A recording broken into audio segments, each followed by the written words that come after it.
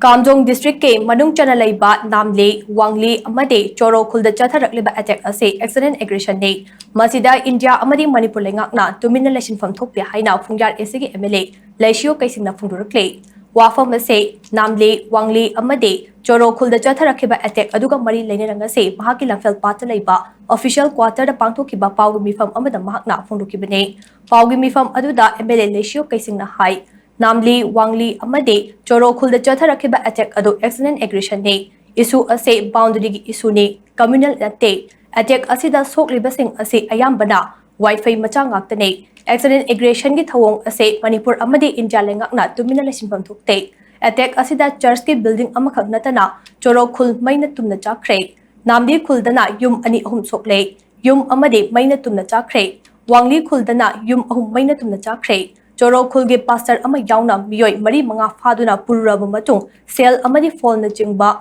lahoraga lambida thadok namkhe attack chatharak liba mafam asiga inak naknana Assam Rifles ki camp amasu leiribane adukkanna nongmai kablakpa aduda Assam Rifles na nongmai kaptuna khuthan khibalaite Assam Rifles na nongmai maru ama fawba kapkhidaba adugi matangda Leingak na sengdofam thoi haina magna phongdokhe magna makha tana hai manung hanjinba border gi mafam asida state force amata leite Namli Khulda de state police ki outpost amakhak lay mamangdagi hauna Namli Khulda layriba outpost asigi strength ase hengat hansi haina takshinduna lakpane nongmai kapnaba matam aduda police outpost asida so personnel amata layramte masi yamna laibak thiba amane phibam asida aikhoina ngamkhai ngakli haibase chawna chamumna poe chief minister gi banglo amade governor gi log baban ngakpa asina ngamkhai ngakli haiga dawribra masi achobo wahang amane Mamang Thagi Kun Marida Maike Asomge, Namkai Paring the Lady Bak Kulgi Ningtho Singna, State Force Kara Tambiu Natrabade, Kul Sing Asida attack Chatarak Lagani Haina, Mahak Masara Kangalapatake,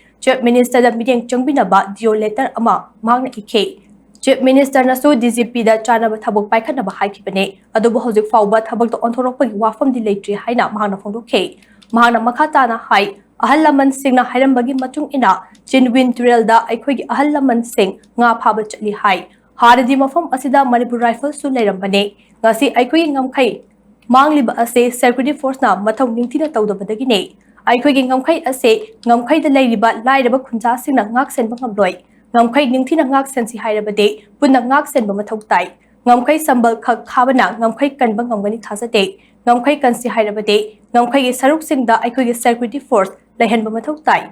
Ngasi accident aggression Tatharak Liba ase Canada Wakat Kani Haibase, Aikoi Kangbo Mathok Tai. Fibam ase Burmese Leingak ta Waris Hanagadra Natraga, United Nations Yauna Kanghanduna Aikoi Gingangkai, Safana Tamna Wanagadra Haibase Kangbachange. Ngasi Thokli Bathok Asi Yamna Laibaktiva Amane, Thodok Asida Pakang Macha Amafaduna Pukibadake, Housing Fauba Mari Makong Kangana Lady, Marak Asida Aikoi Force Sing, Namkai Yona Junction Bangamdana Lady. Matik job action lakut pang ngamdana leiba ase yamna thamushu ngai ne attack asina maram oiraga lanjen aduna leiba khunja chahum ase kanana miten changane khunja singde Assam Rifles sungja thajadre khul sing asida Assam Rifles sanghaloi haina khunja singna haire oirakliba phibam asida khul sing ase ngak senaba state force matik chana thamba mathau tai haina magna mari leinaba singi puning chingsin khe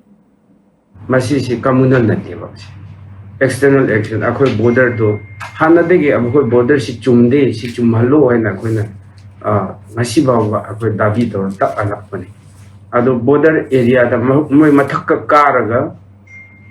inside the kano manung changaga moina aggression to banati border area da leiba